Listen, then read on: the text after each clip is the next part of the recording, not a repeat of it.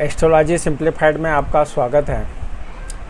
हम बात करेंगे भाग्योदय के बारे में। भाग्योदय के बारे में कई लड़के और लड़कियां जब कुंडली दिखाने आते तो इसमें ऐसे योग भी होते हैं जो ये दर्शाते हैं कि उनके शादी के बाद में उनका भाग्योदय दर्शाता है। तो इसको देखने के लिए आपकी कुंडली में आपको क्या देखना है, इसकी संक्षिप्त जानकारी देने का हम प्रयास करेंगे। आपको हमारे चैनल जो एस्ट्रोलॉजी सिंप्लीफाइड है, इसमें भाग्योदय के बारे में और भी वीडियो बने हुए हैं जो हमने डिटेल में कुंडली के विश्लेषण के द्वारा हम बनाए हैं, उनको ज़रूर आप देखिएगा। आज हम ये प्रश्न पूछा, उसका जवाब देने की हम कोशिश करेंगे। तो आपको क्या देखना है कि जब भी शादी के बारे में बात होगी तो जो भी आपका लग्न है उससे सप्तम भाव आपका विवाह का भाव होता है। अगर सप्तम भाव जो है उसका संबंध धन वाले भाव से, लाभ वाले भाव से और उनके स्वामियों से होता है तो ये ज़रूर दर्शाता है कि आपका भाग्योदय है वो आपका शादी के बाद हो सकता है। तो जैसे कि सप्तम भाव का स्वामी जो होता है वो 11th हाउस जो होता है आपका लाभ का भाव होता है। इनका राशि परिवर्तन अगर होता है, सप्तम भाव का स्वामी 11वें भाव में बैठ जाए, 11वें भाव का स्वामी सप्तम भाव में आ जाए और शुभ प्रभाव में हो, तो ये दर्शाता है कि आपका जो भाग्योदय है वो शादी के बाद होने का योग बना देता है।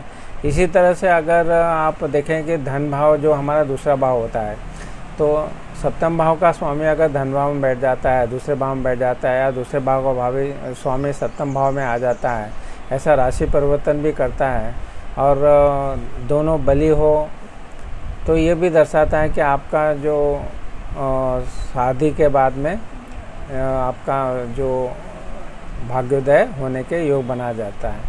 तो इस तरह से धन स्थान, लाभ स्थान और सप्तम भाव, इनके स्वामियों के आपसी संबंध भी ये दर्शाते हैं कि आपका भाग्योदय जो है वो शादी के बाद होने के होता है।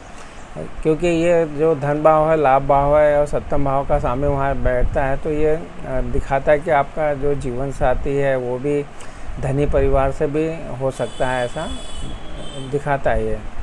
इसी तरह से आप सप्तम भाव पे अगर शुभ ग्रहों का प्रभाव हो और साथ साथ में धन भाव का स्वामी या लाभ भाव का स्वामी भी अगर सप्तम भाव को देखता है, तो ये भी एक योग है जो दर्शाता है कि आपका जो शादी के बाद में आपका ज़रूर भाग्योदय होगा।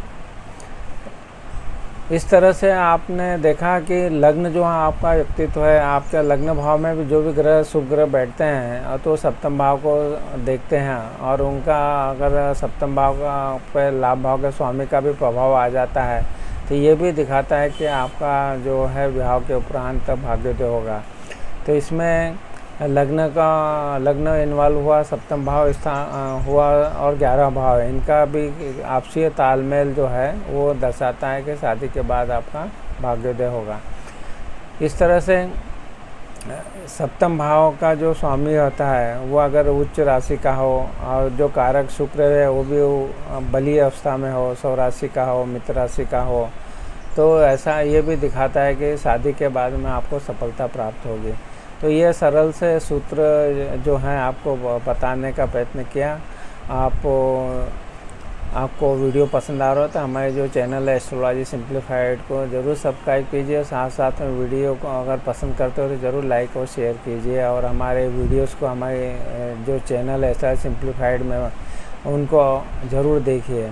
इस तरह आपने हमारे वीडियो को लाइक किया, शेयर किया, चैनल सब्सक्राइब किया, इसके लिए आपका बहुत बहुत धन्यवाद।